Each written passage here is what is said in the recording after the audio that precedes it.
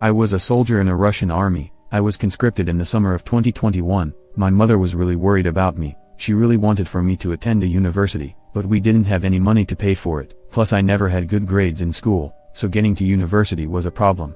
I was terrified of the army. Everybody heard about beatings and hazing, much more when you are told you are going to be motor rifleman. After finishing young soldier course, I was assigned to a motor rifle regiment. I'm not going to say a location, but let's just say it was very close to Belarus.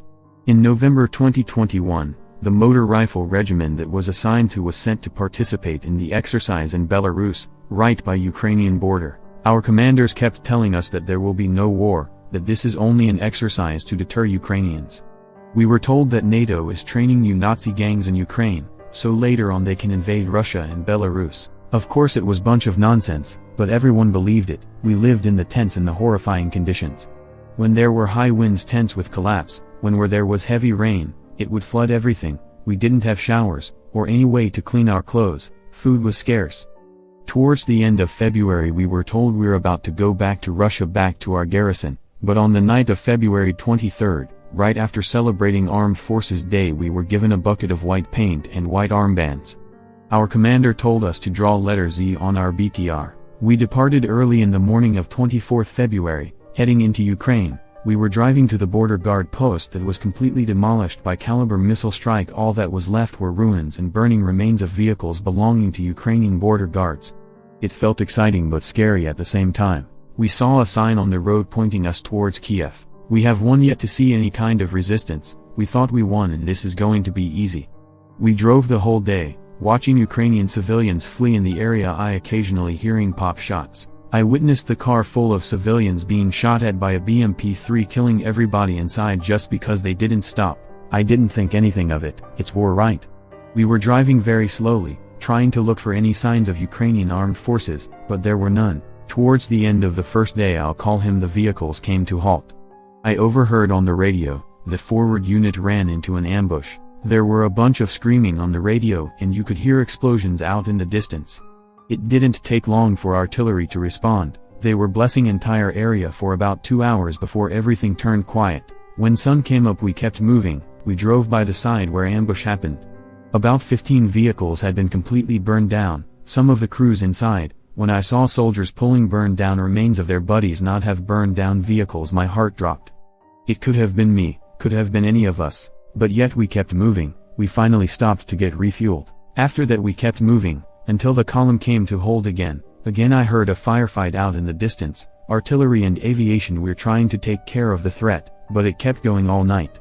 With the firefight going out in the distance, everybody still felt very relaxed, like Victor is going to come at any moment. But this time we didn't end up moving. Our commander kept kicking us out of the vehicle, having a patrol the woods near the highway to make sure there were no Ukrainian special forces getting ready to ambush us. There was nobody. We went back to our vehicles, turned on the heater and went to sleep. In the morning we kept on waiting and we kept hearing explosions up ahead. Ukrainians were fighting hard. They weren't going to simply surrender. It went on like that for 3 days, was simply just sit there on the road. Finally we started receiving incoming artillery fire. It was inaccurate at first, but then it started coming closer and closer. Finally the command decided to set up some kind of defense. We formed a semicircle in the wood line by the road. We started digging in. As we were digging in we started receiving more incoming fire. At night a Ukrainian drone destroyed couple of vehicles from 1st Company. This time we could see it. Commander told us that nobody died, but you could hear the screams that slowly faded away. We stayed like that for a couple of days. Eventually, Ukrainians figured out that we had nowhere to move. Every night we begun to receive indirect fire from Ukrainian artillery. And they were getting better and better every day, more accurate and more deadly. We began taking casualties. But for some reason we were still not moving. Finally, we started to move again. This time regiment broke up into battalion tactical groups. As battalion tactical groups begun moving towards Kiev, we broke up into our respective companies and continue movement. We were moving slow. I wish I could say it was deliberate, but it was not. We were trying to move southeast to cut off a Ukrainian brigade, in order to envelop it. But as we found out later, they were doing the same thing. And they were much faster at it. My battalion tactical group ended up trapped, but we didn't know that yet. We just kept moving. First week of March, Ukrainians finally got a good hit on us. It begun with a javelin strike in our first tank in the column. as well as the last vehicle, blocking our entire company. We didn't see any Ukrainian infantry, but we figured they were nearby. As we were blocked, Ukrainian artillery and aviation begun to carpet bomb the portion of a highway we were on. It was so intense that most of us just stayed on a truck hoping it doesn't get hit. Ukrainians were shooting about every 30 minutes, after every barrage we would lose a vehicle. It was terrifying. Eventually we dismounted our trucks and ran into a wood line. From there we watched Ukrainian artillery, finishing off rest of our convoy. Now we were in our own. Our company commander died in the airstrike. We couldn't even locate his body. There were no officers left alive. During last Ukrainian artillery barrage, I dropped my weapon and ran straight into your wood line, and they just kept running and running until I couldn't run anymore. I collapsed from exhaustion, and I realized that none of my platoon mates kept up with me. Now was completely by myself with no food or water. I started walking around, looking for them. I was trying to be quiet because I was afraid there were Ukrainian patrols looking for us. So I kept going deeper and deeper into the woods. If you're from Ukraine, you know that woods around Kiev are very ancient. There's a lot of myths were born there. Some of them were just complete nonsense, but I wasn't thinking about it at the moment. All I could think about was getting back to my unit or what's left of it.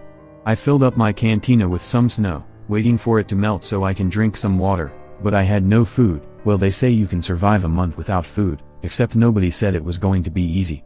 I will try to get some sleep at night and move during the day. Jacket was completely soaked. I had several liters of water in my boots. I was exhausted and hypothermic. Finally I went so deep inside the woods that I couldn't hear anything, just birds singing. All of a sudden they got warmer, like a lot warmer. All the snow around me seemed like it melted. All of a sudden I noticed some mushrooms, grown by a tree. It was a very strange tree. It was almost like it didn't belong there. It was a bird street growing out in the open field. It was a bit of a strange sight, but I was so hungry I didn't care. I ripped the mushrooms out of the ground and shoved them in my mouth. I found another cluster of mushrooms and I did the same thing. I leaned against the tree trying to relax. I started dozing off. Suddenly something jerked me out of my sleep. When I opened my eyes, there was a lady standing there. She looked like a horror movie character. She had a gray hair that looked like she didn't wash it for weeks. Her clothes was ripped to pieces. She was just standing there, and looking at me. When I took a closer look, I realized that her eyes are completely white, like she was blind for decades. Chills started running up and down my spine. She terrified me. "What do you want, lady?" I asked her. She didn't respond. She just kept looking at me with lifeless eyes. "Who are you and what do you want?" I asked her again, but just like before, she just stood there. Although her eyes were completely white, I could feel her stare. It was penetrating. Suddenly, a feeling of guilt started to overwhelm me. "I'm sorry, lady. I didn't want to come here. They made me do it. Again, you just stood there." I decided to stand up. To my surprise, despite my exhaustion, I was able to quickly get up on my feet. I was trying to look away from her, but I could feel her stare. Out of nowhere I started crying. I don't know why, I just wanted to. Suddenly the lady to the right of where she was standing, she started walking facing her back towards me. For some unknown reason I wanted to follow her really bad. When I watched her walk, I realized that she wasn't really walking, it was more like she was floating. After walking for about 10 minutes, we arrived at some random village that looked like it was abandoned a long time ago, and what I saw there terrified me even more. I saw about 5 or 6 children, standing there looking at me with the same white eyes. What the hell is going on here, I thought. I began weeping. I couldn't stop crying for some reason. Children were dressed in modern clothes covered in dried out blood. They were just standing there and looking at me. I still didn't realize what it was. Old lady stood right next to them. I dropped on my knees and kept crying. Something inside of me was telling me that they meant no harm, but it didn't matter to me. Suddenly, children started to move closer to me. I dropped down on the ground and curled up. They came up to me and were looking right at me, with the same dead look in their eyes. "I'm sorry, I'm so sorry, please forgive me, I didn't want to come here, I didn't kill anybody, you don't understand, I didn't have any choice," I begged. They started to touch me with their cold hands, was even more terrifying. I could feel their cold little hands. The cold of their hands was penetrating my full jacket. I kept crying and begging, until I couldn't do it anymore and I just stopped, accepting my fate. Suddenly, I heard kids' laughs and screams, like they were playing. I opened my eyes and I saw kids running around. Their eyes looked normal, their clothes looked like they wasn't torn to pieces, they were just playing with each other. The old lady back the whole time, staring at me. The kids started to move away from me, I felt feeling of peace and happiness as I looked at them. They started to disappear in a fog, and that made me cry again.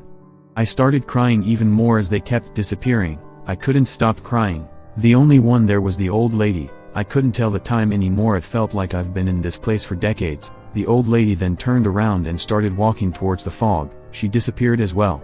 I lost my conscience. I don't know how long it's been, but I felt somebody waking me up. When I opened my eyes, I saw a Ukrainian soldier pointing his rifle at me. He had blue armbands and blue duct tape on his helmet. "Hey, get up," he told me. For some odd reason I was happy. I told them that I'm a Russian soldier and I got separated from my unit. I wasn't even afraid of him killing me, to be honest. In a few minutes more Ukrainian soldiers showed up. They picked me up and took me to the truck. I officially became prisoner of war. But I'd rather be a prisoner of war than continue in doing what we were doing. I can only hope that this war will end one day, so children can play outside without fear of dying. I am an F-22 pilot stationed in Alaska. Let's just say my story was somewhat famous at the beginning of 2023. I got stationed in Elmendorf Air Force Base in 2021, after my flight training was complete. This was my first duty station, so I was pretty excited about flying. That's the only thing I ever cared about. I wasn't married, and my girlfriend was in medical school in California. She would occasionally visit me or vice versa, but outside of work only thing I could think of was flying my F-22. F-22 is the most advanced aircraft in the entirety of the United States Air Force. It's fast, and is armed to the teeth. And the best part is that you are all by yourself. You don't have a weapons officer like F-18s do. On February 10th, it was my turn to conduct a NORAD air patrol mission. This was an on-call mission, so I just simply slept or played Xbox until alarm goes off. Then myself and my wingman would scramble and get directed to where we need to conduct an intercept. Usually it was nothing out of ordinary, a civilian aircraft whose radio is not working, or an occasional Russian Su-95 messing with us in the air defense identification zone, but nothing more than that. I reported for duty at 0600. I collapsed on the couch not expecting anything to happen. I usually tried staying up. You don't want to jump in your F-22 when you are groggy.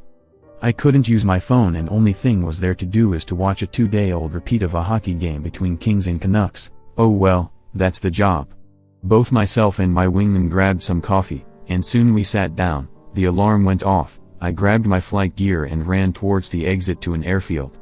I got on the flight line and started with pre-checks. After completing the checklist, I climbed inside my craft. My aircraft name was Toxic. Subsequently I adopted the same call sign. My wingman nickname was Speedy. As I was climbing into the cockpit, a wave of excitement came over me. I didn't fly for 2 weeks due to some training and medical testing I had to do. But this time it's on. I was pumped, not because I get to intercept, but because I get to fly. I didn't really expect anything serious, but the idea of tearing up the sky was awesome to me. We took off from the airstrip, and I started to getting mission instructions from the air controller, who got them from our NORAD sector. There was an unidentified object descending from southwest from about 40,000 feet headed towards North Pole. It was moving fast, but not as fast as we could catch it. I thought it would be a Russian or Chinese reconnaissance plane or a stupid Chinese balloon again. We made our flight path straight north. Air controller was guiding us towards intercept. Usually once our radar begins to pick up the object, we cut ties and handle it ourselves. But the object was still too far. We both picked up speed trying to intercept over the ocean instead of Alaskan landmass, but we had to change the course because the object picked up speed.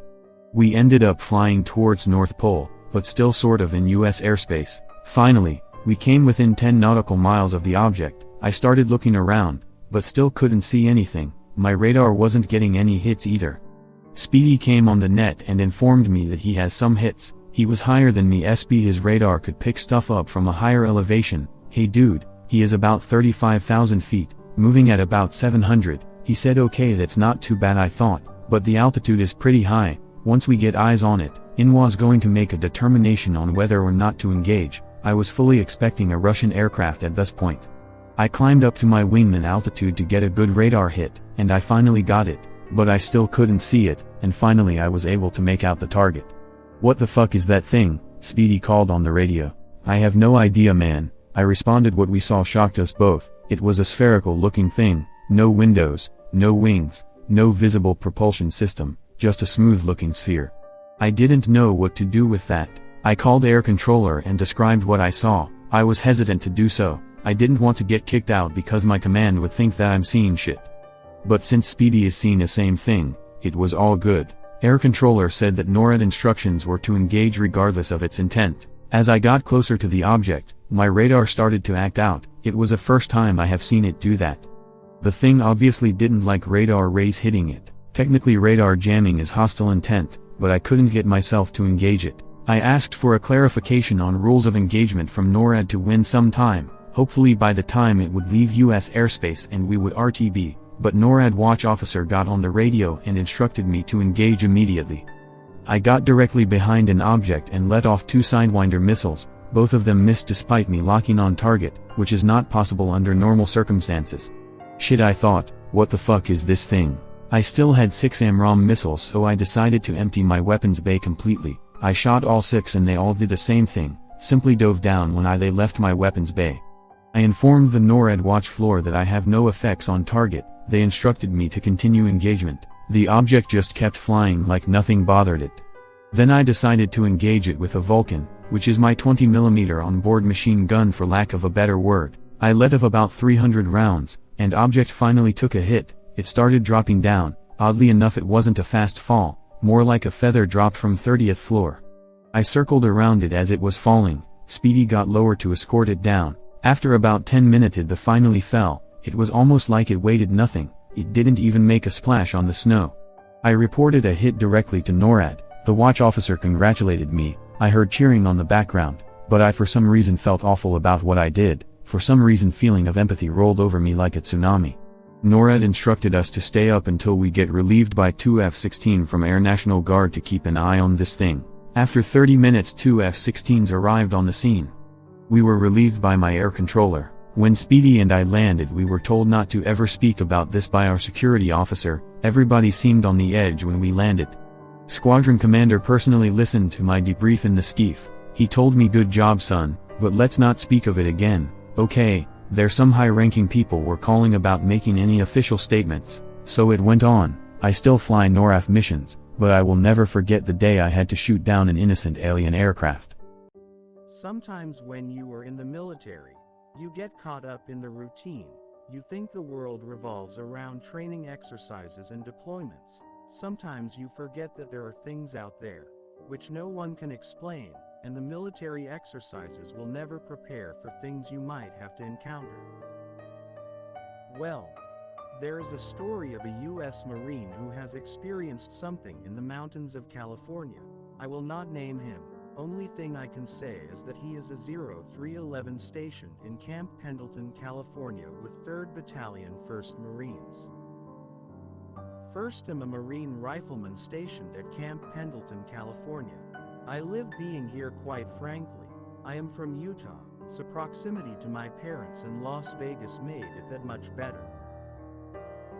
This is my first duty station, and so far I quite enjoyed it. Sure, things can get hard from time to time, but nothing that I can't handle. My battalion just recently completed its Marine Expeditionary Unit tour. Unfortunately, I didn't get to participate because I just arrived.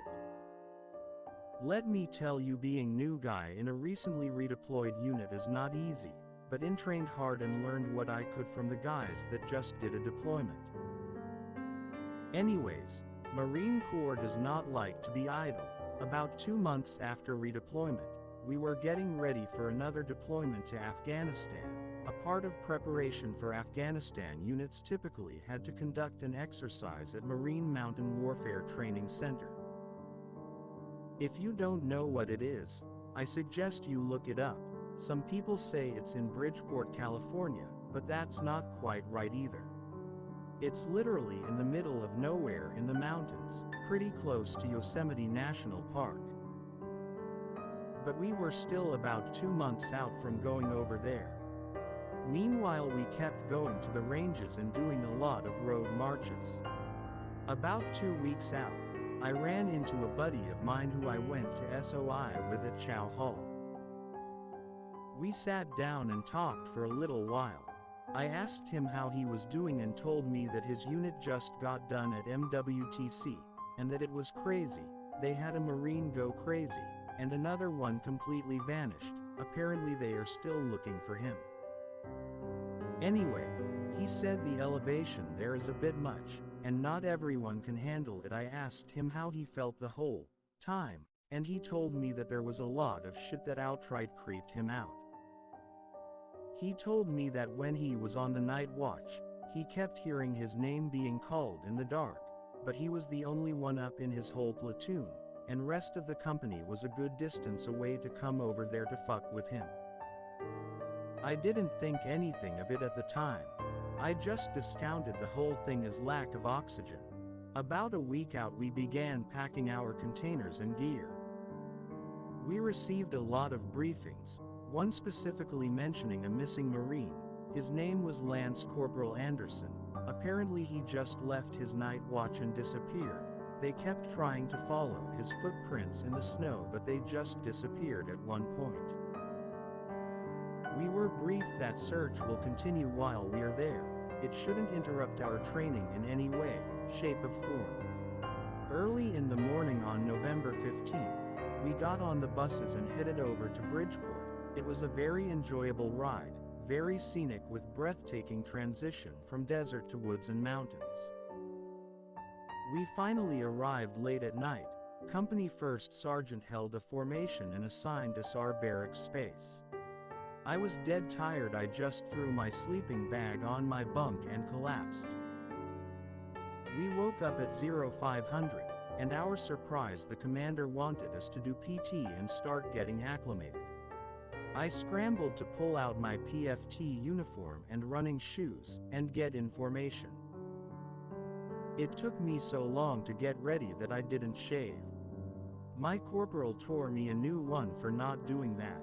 Like I said before, these guys just got back from deployment and they weren't playing around. After the miserable 6-mile run in my life, we got done with PFT and finally got to shower. To be quite honest, all I wanted to is collapse on my bunk and sleep another couple of hours, but we had a formation before we had to download our duffel bags from our platoon container. The whole first I was just dragging ass from the altitude.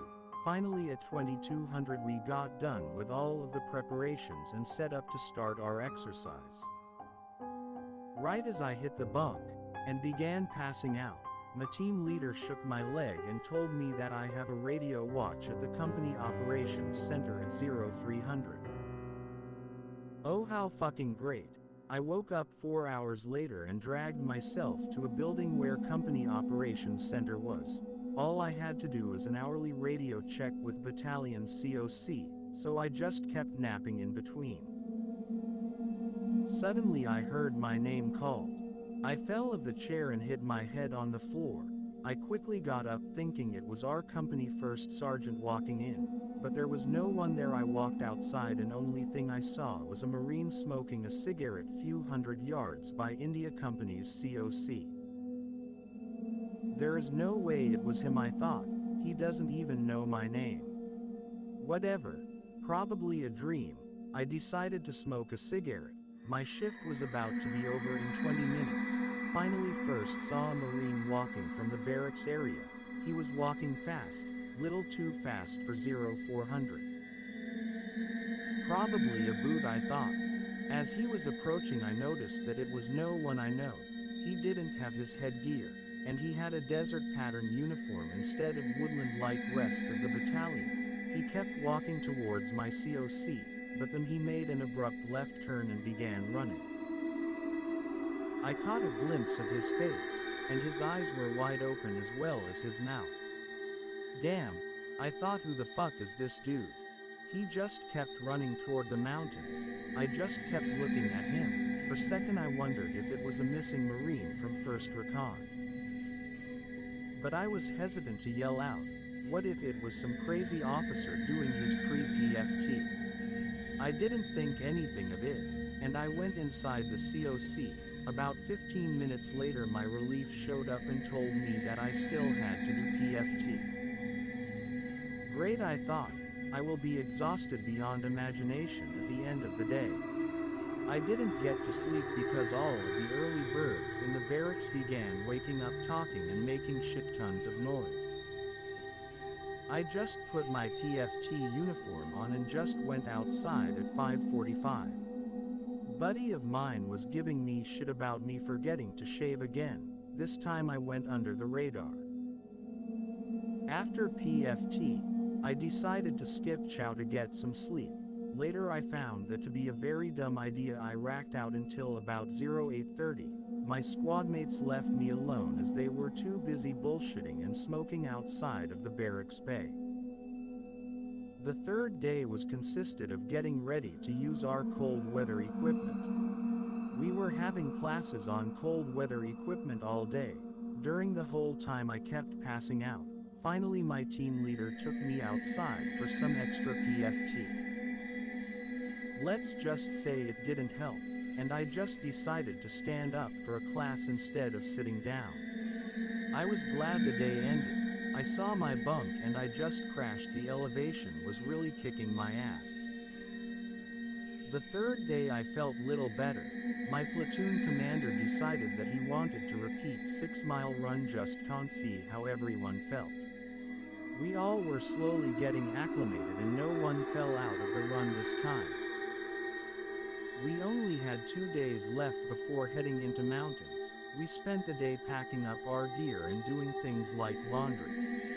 If you ever done laundry at the training center, you know how painful it could be. I sat there waiting for washing machine to free up along with other 100 or so Marines. There are only 10 washers and dryers, so I just sat there on my phone trying unsuccessfully to catch some signal to call my girlfriend. While I was sitting there I overheard 2 Marines talking. One of them said that he heard his name being called several times while he was guarding ammo, but there was no one there and how freaked out he was. He also said that he saw a figure walking back and forth on the highway, and the figure just disappeared. I decided to join the conversation with my 2 cents. You can tell that the Marine was happy to hear my story because it confirmed that he wasn't crazy. Damn, I thought, how come we both heard and saw the same thing? Well, a washer opened up and I dumped my dirty uniforms into it and went to get some food at the chow hall. The whole time I felt creeped out by what I have heard. I spent rest of the day packing up my rucksack and a duffel bag. The next day after PFT, we put our duffel bags into our containers, since we weren't going to use any of the extra crap in it out in the mountains. We had a movement rehearsal and few more classes on mountain survival techniques. We were set to step out at 0200. The plan was to ruck up to an assembly area on the slope of the mountain for 4 hours and then set up a patrol base where we would spend 3 days applying what we learned. After that we would conduct land navigation training and some tactical stuff as well. And the second week we would do an actual operation called Mountain Ascent. We would ruck another 20 miles up the mountains where we would establish another patrol base, and then we would switch out to play OPFOR and funnel all of the platoons and companies through STX lanes.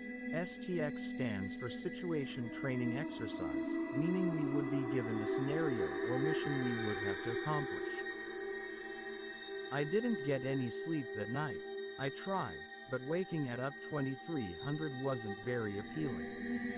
We cleared out and cleaned our barracks and headed for a formation. My squad leader checked everybody's gear, making sure our night vision was operational and we had enough gear. It started to rain, meaning it was going to turn into snow higher we go up. Let's just say that part was beyond miserable. We couldn't wait to start moving. Temperature dropped to about 35 degrees, and we were just standing there. Finally we stepped out. The initial walk wasn't too bad. We kept a good pace and kept climbing up the mountains. The movement was only about 12 kilometers, but due to elevation it felt like it was forever. We took our first break 3 hours later. It was still dark and snowing, creating a magnificent scenery. You could see lights of a cantonment area in the background of the mountains. As sun came up, clouds slowly cleared out and we got some sun. We arrived at our assembly area around 0700. Everyone collapsed from exhaustion. We were told to pull out our MREs and eat our breakfast. All I wanted to do was sleep at that point. Rest of the day we spent setting up our sleeping areas and getting our security perimeters established. Our squad leader put out some notes regarding land navigation training we were about to do. It was going to start at 0100 and end at 09, giving us 8 hours to find our points. Company Operations Center was set up on the back on the MTBR, a huge dump truck that followed us the whole time we were walking. We were issued maps and list of grids to find. We were broken up in the groups of 3 in light of what happened to other unit who did thus individual and ended missing a Marine. I got stuck with my team leader and another guy from another team. After a long safety brief we stepped off. The first point was about 1500 meters from us on the slope of a mountain. We kept walking in the dark, luckily without rucksacks, just weapon, body armor and a helmet. There were Marines everywhere spread put throughout the area. There was plenty of moonlight as well. I was the last one to walk in our small 3-man line. Suddenly I hear my name being called again. I stopped and yelled at my corporal. I thought it was him. He came up to me and scolded me for violating the noise discipline. He also said that he never called out my name and to just shut the fuck up from now on. Well, that was creepy. We found 4 points and returned to our patrol base around 0900. I collapsed from exhaustion and ate my MRE. We were told to take a quick nap until noon. We had some more training to do that day. I quickly passed out. I had a very vivid nightmare. We were walking at night and I had to turn around. When I did, first saw a Marine with same desert pattern marpat standing right behind me looking at me. His face was pale like he was dead and his eyes were completely black. I woke up abruptly and looked around. It was still sunny. Bunch of Marines were doing the same thing I was doing, sleeping on their rucks. I looked at my watch, it was 10:30. I didn't want to go back to sleep. I just sat there thinking about what was happening to me. At 1300 we had a quick formation, where our gunny put out some notes regarding the following few days. We spent rest of the day cleaning our weapons and doing some small unit tactics training. For night I was put on the watch at the entrance to company assembly area. I was given a radio and told to call anybody coming or out to the COC. Of course, me being a new guy, the first got stuck with 0200 shift. Adding to the misery, it started to snow right before I had to report.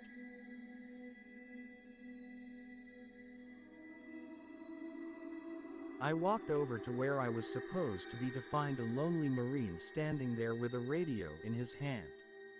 Finally, he whined, "Here is the radio. Just do a radio check with COC every 15 minutes, otherwise you'll go crazy." He handed me the radio and quickly disappeared. Since everybody was sleeping, I pulled out a pack of cigarettes, knowing that it was a wrong thing to do. I lit one up and stood there looking at the scenery. As snow started picking up, it was becoming more difficult to see. After about 30 minutes I started hearing footsteps in the snow. They were very abrupt, like someone kept walking really fast and then would stop. I kept trying to call out to whoever was there, but there was no response.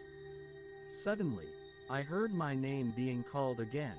I could tell that it was not coming from inside off in the assembly area. I froze in fear, was paralyzed for a second. "Joe, come here, over here." I heard again. The voice calling me didn't sound human, it was almost otherworldly. Fuck that, I thought.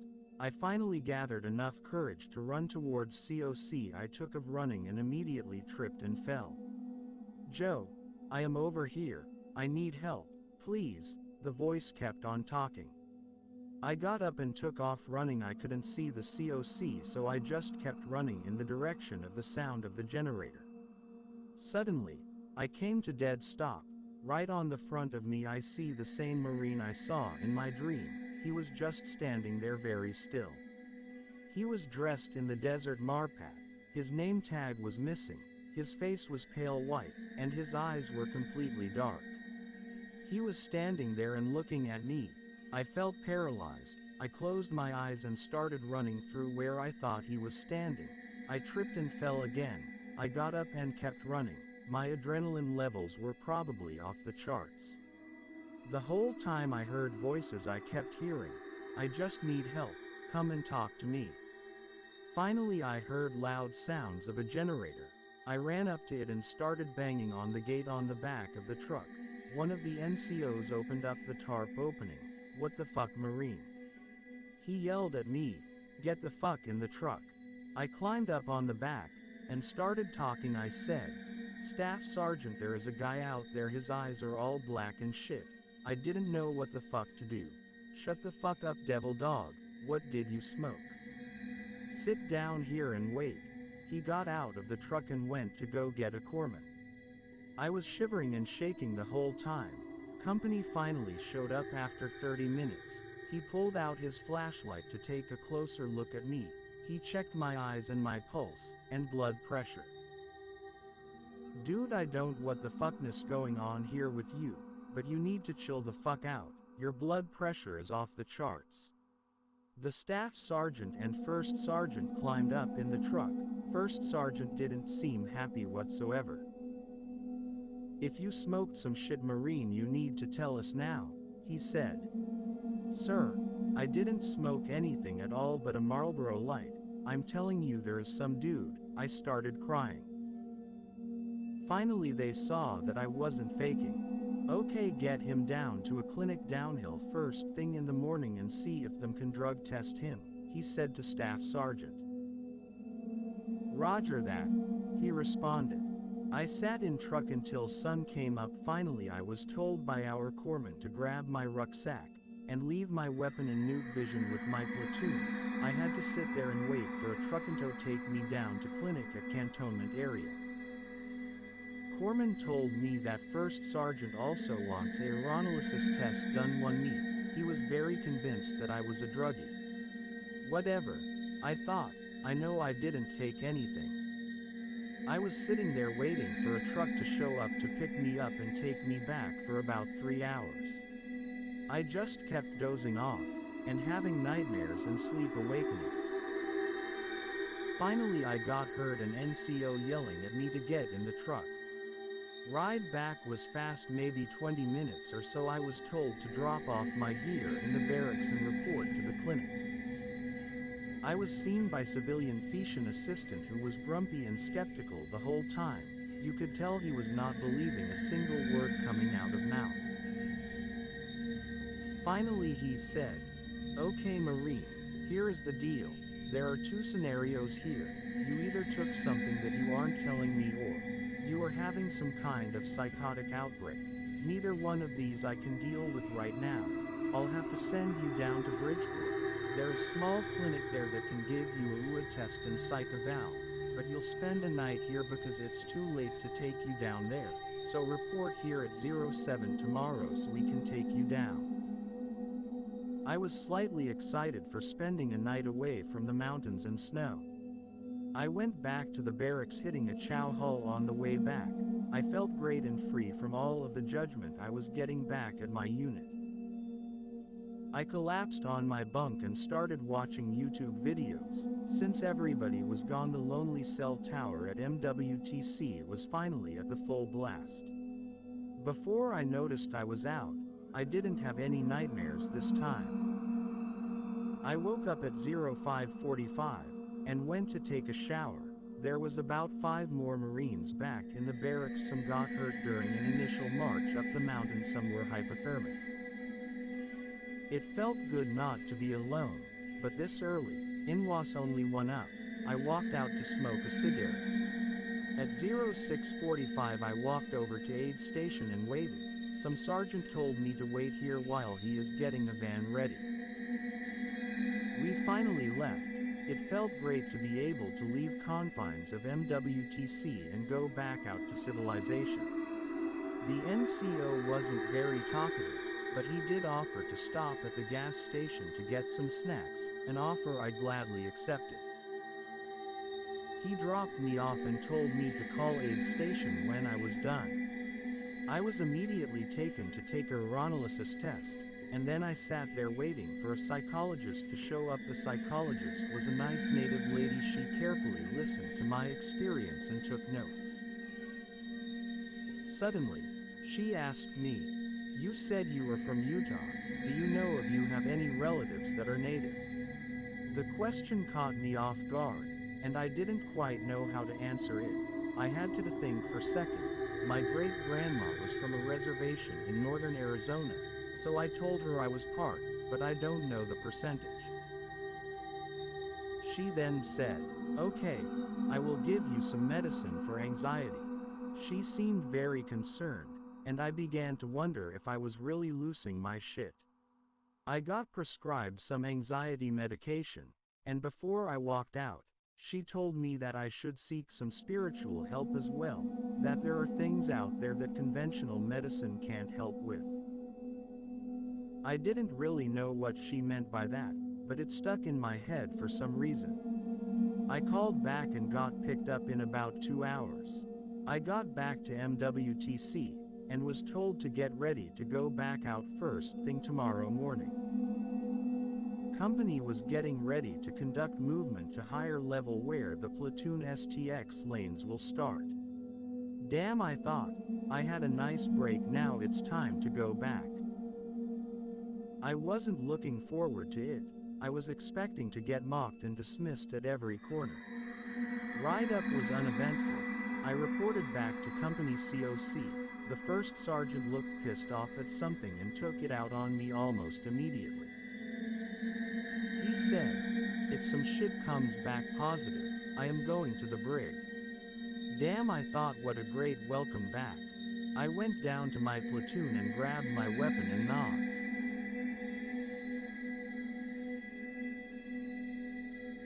No one wanted to talk to me. Everyone seemed exhausted and not very talkative. Naturally, I started isolating. I overheard Marines joking about what I told the duty NCO that night as the word quickly spread throughout the company. We were scheduled to step out to conduct mountain ascent at 0900 the next day. Before we stepped out, in was leaning against my rucksack eating my MRE for breakfast, and doing hot coffee that was delivered to us in the morning, when a Marine from another platoon walked up towards me and sat down. I knew him. He had a Hispanic last name, and I never really talked to him before. He sat right next to me and started talking. "Hey man, what's up? I heard all that shit people are saying about you." I said, "I know, I don't know what the fuck I saw, man, probably elevation or some shit." He then asked, "Are you Navajo?" Again, I was a bit startled by the question. "I think I'm part, but I'm not too sure." "Damn bro, you don't even know your heritage." He continues, "What you saw, man, it's called a skinwalker. It's an evil spirit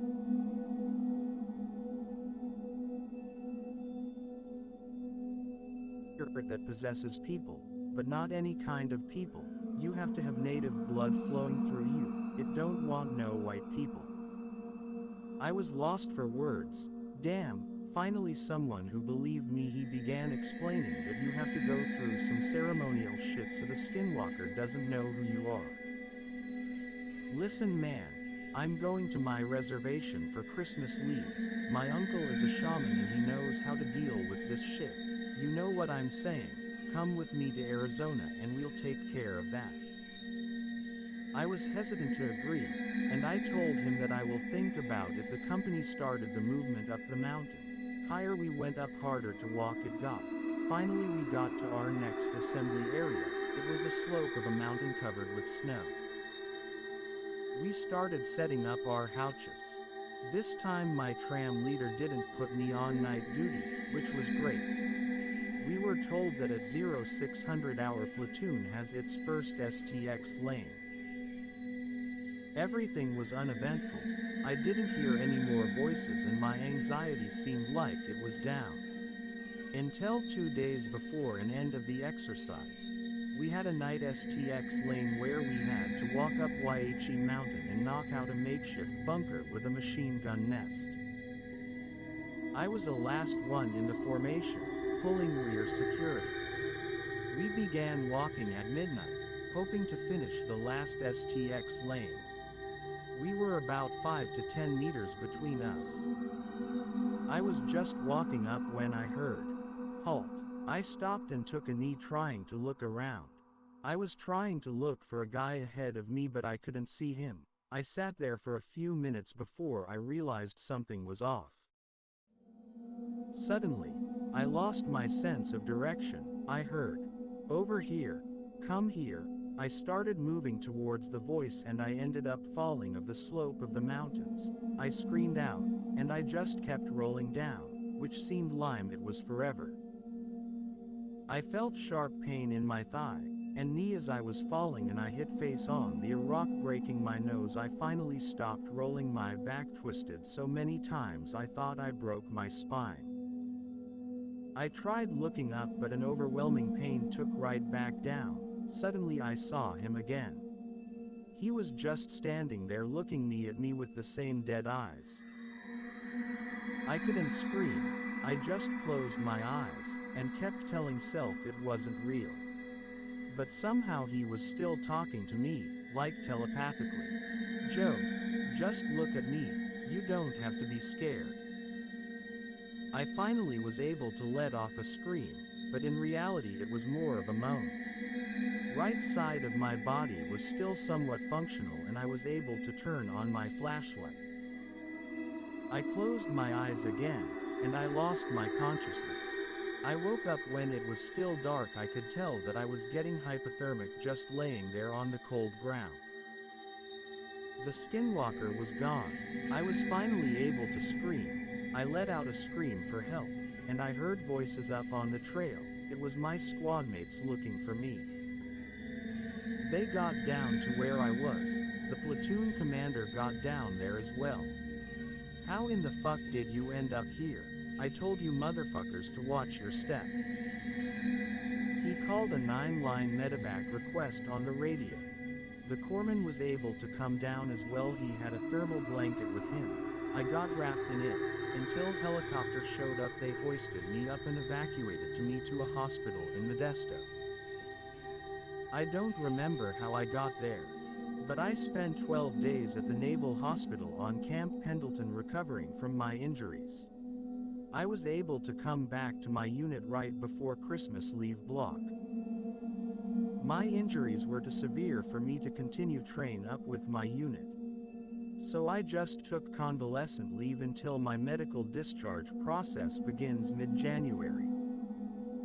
The Corps was having none of what I had to say, but I'm glad I don't have to go back to those mountains.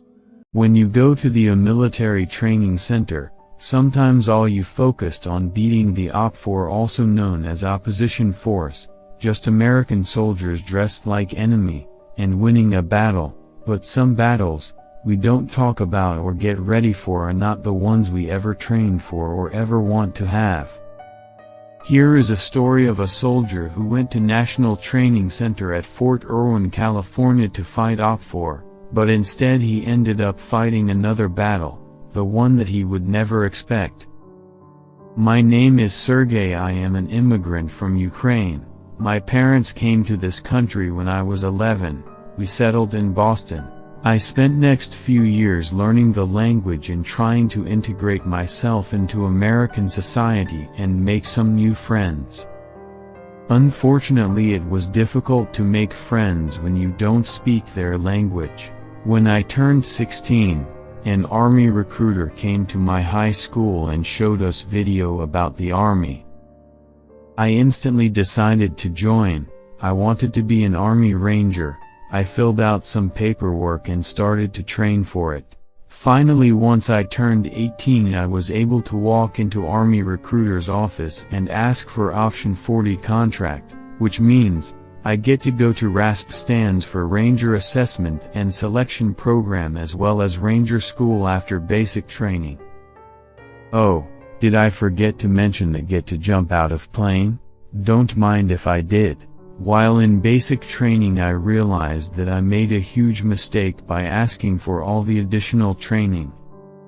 Right after basic at Fort Benning, Georgia, I was told to report to airborne school with a copy of printed orders.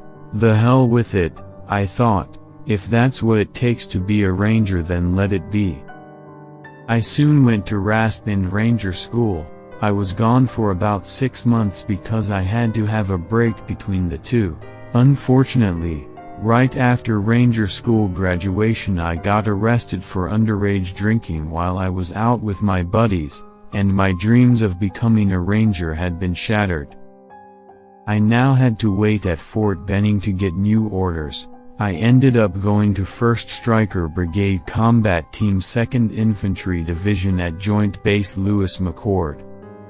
My unit was scheduled to go to National Training Center soon after I get there. Frankly, I wasn't looking forward to that. I just spent almost entire year in the most harsh training Army has to offer to a lower enlisted dude, and now I'm off to NTC, great. I flew to Seattle and was picked up by a government minivan at SeaTac. I thought that was some cush duty assignment, you know, picking dudes up from an airport and taking them to JBLM, but that's now what I was about to see on. It took me 2 weeks to in-process the installation before I got to my unit. I got assigned to Bravo Company 123 Infantry. I reported to my squad and was immediately questioned by the first sergeant. He said that he didn't care that I had a Ranger tab or I graduated RASP. I am just another specialist to him, until I prove otherwise. Great, I thought. Welcome to the world of stupidity of Army Forces Command. But hey, maybe I will get to do something better one day. Maybe I will go to Special Forces selection and get the fuck out of this. I reported to my squad leader who saw my Ranger tab and started giving me a whole lot of shit. I'm guessing because he didn't have one. In fact, only the platoon sergeant was tabbed. Even the PL apparently got hurt during it. My first PT session was a breeze. We did a squad run, where I outran everybody in the squad. At the time of APFT I was running 11s, so there weren't a whole lot of people that could beat me. I quickly bonded with all of the soldiers in the squad. They were asking about the RASP and Ranger School and how hard it was. I told them everything I could remember. Some dudes were asking an advice on how to get to the regiment, and some went that route later. Finally, there was only a week left before we headed for NTC. I bought some comfortable kit items and a plate carrier, since we were allowed to wear it. We loaded our containers and our strikers on the railroad, and we were put on the buses for 24-hour ride to California. We arrived at night. We were put in the barracks in a place everyone called Ruba, Rotational Unit Bivouac Area. The next morning my platoon sergeant approached me and told me that I am to grab my shit and report to Battalion Scout Platoon. I was a bit shocked by that, but apparently Battalion Sergeant Major, a former Ranger himself, didn't want me at a regular company. Actually, an S1 clerk told me he was pissed when he found out he had a tab specialist going to a company. I grabbed my gear and went down to Scout Platoon's barracks. The platoon sergeant there was a high-speed former regiment dude. He saw my credentials and was happy to have me, finally, as someone who wasn't having a self-esteem issue. He introduced me to my section, and told me that I will have a blast here. He also asked me if I ever wanted to try out for the regiment again.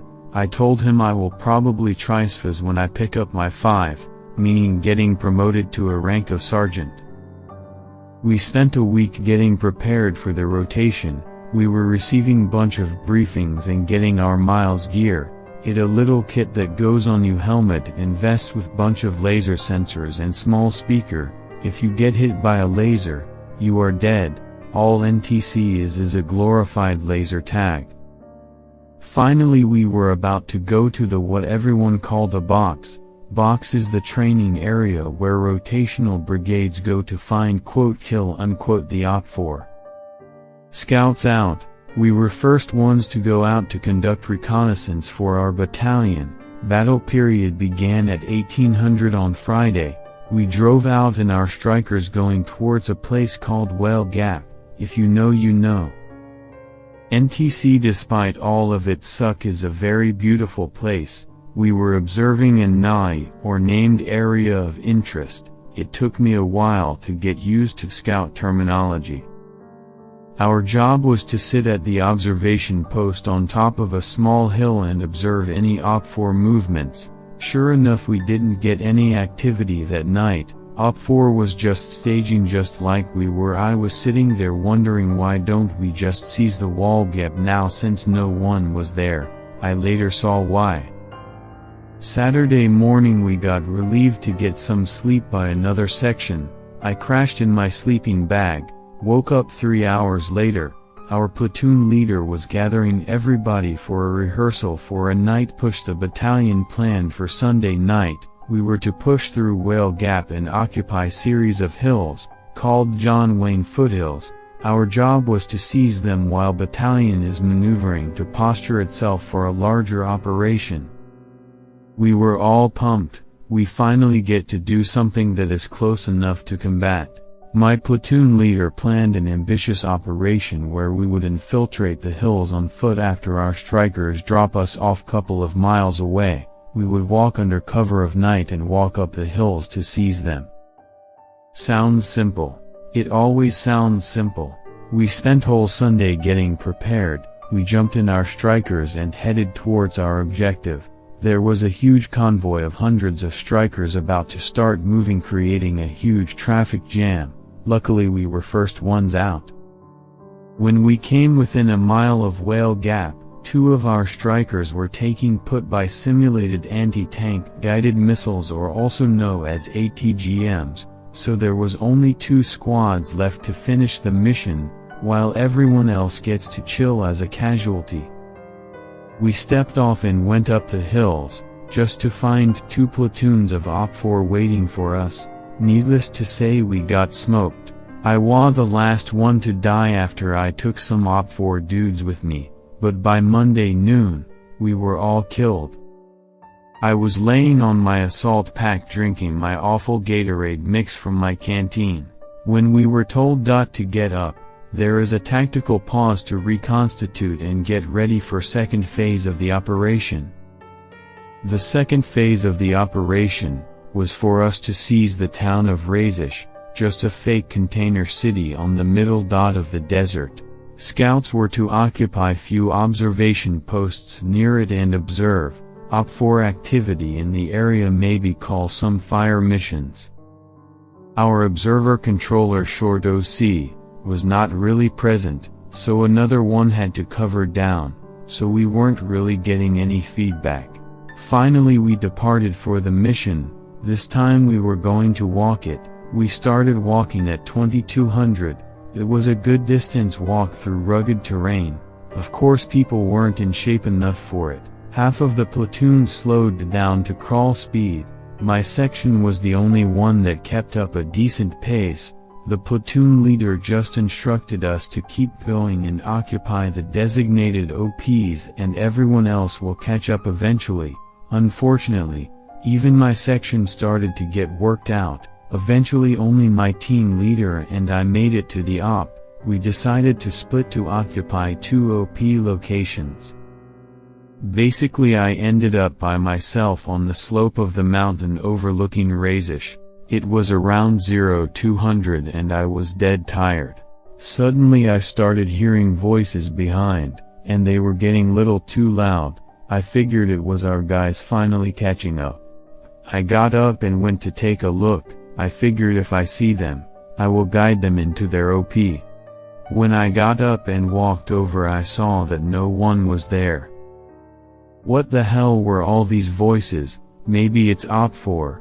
I couldn't see where my tram leader was either. I went back to the OP. I kept hearing voices again, this time they were more distinct. I kept hearing, "Are you ready? Are you ready for me? I'm coming for you." I got scared shitless. Thus didn't sound like OP4, it was something else.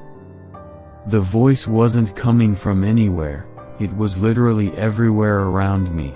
Then I heard, "Little soldier, look at you, you are so pathetic, ha ha ha." It was the most menacing laugh I ever heard, and voices sounded almost demonic. I radioed my team leader, but all I heard back was static. I started to think that someone was fucking with me. I got up and yelled, "Shut the fuck up." I heard a laugh, but it was in my head this time, like someone put AirPods in my ears and put them on full blast. I kept hearing voices, "You are so pathetic, look at you, you could be so much more, you know. I can offer you something that no human can offer you, ha ha ha." I started to frantically look around as a chill kept running up and down my spine. I thought I was going crazy. Someone tapped me in the shoulder. I looked behind me and there was no one there. I screamed in terror. I felt tap on my shoulder again. There was laughing going around me the while time. All I heard now was, "Kill him, kill him, kill him, and I will make you free." I got up and tried to run, but I tripped and hit my head on the rock, which knocked me out. I woke up about an hour later, when I heard bunch of footsteps. Rest of the platoon arrived. The voices on my head were gone. I didn't know what it was, but I still remember the sheer terror I experienced that cold night at NTC.